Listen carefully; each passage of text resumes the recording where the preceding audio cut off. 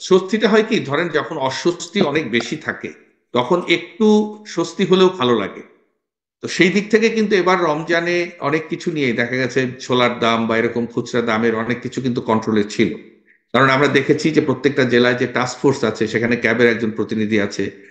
আমি আজকে দেখলাম যে একটা প্রেস ব্রিফিং হয়েছে ভোক্তা অধিদপ্তর থেকে, সেই জায়গা হুম। থেকেও কিন্তু দেখা গেছে যে জেলার রিপোর্টগুলো অন্তত আগের চেয়ে একটু ভালোর দিকে যাচ্ছে। তো এই ভালোটাকে আমাদের আসলে আরো ভালোর দিকে নিতে হবে। রাতারাতি তো এত বড় পরিবর্তন হবে না। ধরুন যে আমরা যতই বলি না কেন মানে স্বৈরাচার নাই, এই নাই সেই নাই, কিন্তু আমার ভেতরে তো আমার স্বৈরাচার রয়ে গেছে, আমি তো রয়ে গেছি। আমার বৈশিষ্ট্য পরিবর্তন হওয়াটা দরকার। তো যে ধরেন সারা জীবন প্রফিট করেছে সিন্ডিকেট করে লুকিয়ে রেখে, আপনি তেলের বাজারটাই দেখেন না, তেল নিয়ে কি একটা নাটক হলো এই বাংলাদেশে। তেলের দাম, তেল আছে, তেল বন্ধ করে রাখে, মানে লুকিয়ে রেখেছে।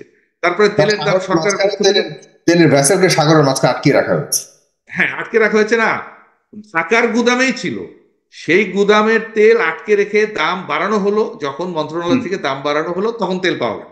আবার কয়েকদিন পরে সেই তেল উধাও হয়ে গেল। এইটা মানে অদ্ভুত, মানে এই এই যে নাটকগুলো হয়। তো সেই জন্য আসলে যেটা এটার আমি মূল বলতে কারণটা চাই, কোথায়, মানে এই জিনিসগুলি করার ক্ষেত্রে কাদের তদারকি করবার কথা ছিল, আর কাদের কারণে এই বিষয়গুলিকে ব্যবসায়ীরা করতে সক্ষম হচ্ছে, পার পেয়ে যাচ্ছে? এটা তো একটা দৃশ্যমান জিনিস, এমন না যে এই যে বিশাল বিশাল ভ্যাসেলে করে তেল আসছে, ড্রামে করে তেল আর ট্যাঙ্কে তো করে তেল আসছে, এগুলো তো অদৃশ্য, আবার অদৃশ্যমান কোনো কিছু নয়, এগুলো দৃশ্যমান, এগুলো অফিসিয়াল রেকর্ড আছে। তারপরও কেন সরকারের বিভিন্ন পর্যায়ে যারা এগুলোকে দেখভাল করার কথা ছিল, তাদের উপর কথা হচ্ছে, মনিটর করবার কথা ছিল, তাদের চোখকে কিভাবে ফাঁকি দিচ্ছে, নাকি তারা সহকারে এটার মধ্যে যুক্ত? সেইটা একটা খুবই বড় প্রশ্ন, সেগুলো তদন্ত হওয়া উচিত। তবে আমি একটা জিনিস বুঝতে পারি, যে বাণিজ্য মন্ত্রণালয় যাদেরকে লাইসেন্স গুলো দেয়, যখন তারা দেখে যে এর কারণে বাজার অসহিষ্ণু হয়ে যাচ্ছে, এর কারণে বাজার নষ্ট হয়ে যাচ্ছে, বাণিজ্য মন্ত্রণালয় সেখানে কিন্তু শাস্তিমূলক ব্যবস্থাও নিতে পারে। হুম। এই এই এই জায়গাগুলো সতর্ক হতে হবে। তো ধরেন আপনি যদি বলি, আমাদের ওষুধ, নকল ওষুধ, ওষুধের দাম মাসে মাসে বেড়ে যাওয়া, তো ড্রাগ অ্যাডমিনিস্ট্রেশনে যারা কাজ করেন তারা আসলে কয়টা লাইসেন্স বাতিল করেছে বলেন? আমরা কত আহ, মানে কত ভাবে দেখতে পাই যে ওষুধের বাজার কত ভাবে অস্থির হয়েছে।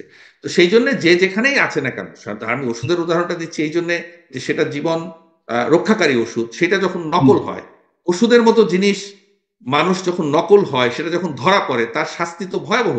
এটা তো অ্যাটেম্প টু মার্ডারের মতো ব্যাপার, মার্ডার কেসে যে ধরনের বিচার হয় ওষুধের, তাই হওয়া উচিত। তারপরে এখন যদি আপনি বলেন, অপ্রয়োজনীয় ওষুধ লিখে লিখে তো ড্রাগ ইউজার বানানো হচ্ছে। আপনারা দেখবেন যে প্রত্যেকটা ডাক্তারের চেম্বারের আশেপাশে এই যে মেডিকেল রিপ্রেজেন্টেটিভ গুলো ঘুরে, যার হয়তো দুইটা ওষুধ লিখার কথা, ডাক্তারকে পুশ করে 10টা লিখিয়ে দিল।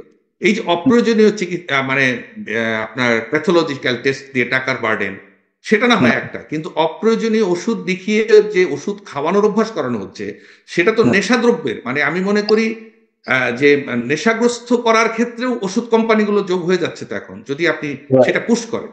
তবে সেখানে কিন্তু ডাক্তারেরও ভূমিকা আছে, আমি বলবো না যে শুধুমাত্র আমাকে বলবেন আর আমি লিখে দেবো। তার মানে হেলথ সেক্টরটাই যদি ধরেন আপনি, মানে ভোগান্তিটা শুধু তো চাল ডালকে ঘিরে না রে ভাই, হুম। ভোগান্তিটা তো অনেক কিছু ঘিরে। তো সেই জন্য আমাদের অনেক কিছু করার আছে। তবে এই মুহূর্তে একটা শুভ উদ্যোগ হচ্ছে, যেমন ওই যে বললাম যে একটা মানুষকে তো খুঁজে পেয়েছেন, যেই মানুষটা ভালো কাজ করছে, ওনার মতো আরো অনেক মানুষ আছে। এই হুম। ভালো মানুষের কাজগুলোকে উৎসাহ দিয়ে আসলে অবস্থাটার উন্নতি ঘটাতে হবে। রাতারাতি একটা জিনিস পরিবর্তন হয় না, মানুষের স্বভাব পরিবর্তন করা আসলে তো কঠিন। তো সেই জায়গাটায় এখন যে স্বস্তি হয়েছে আমি বলতে চাই না, স্বস্তি আসলে হয়নি, বহু জায়গায় ঝামেলা আছে।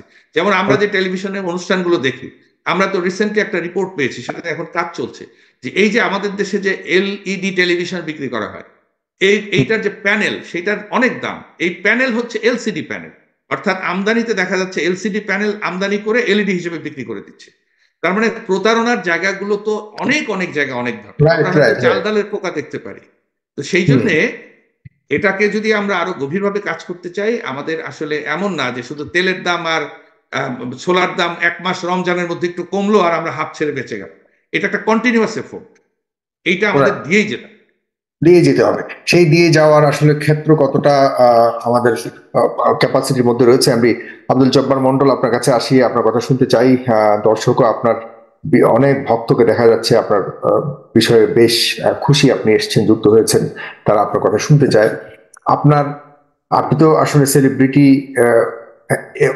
এক অর্থে আপনি যেসব ভূমিকা রাখছেন, এটা মানুষ আপনাকে সেলিব্রিটি মনে করে, কিন্তু আপনি আপনার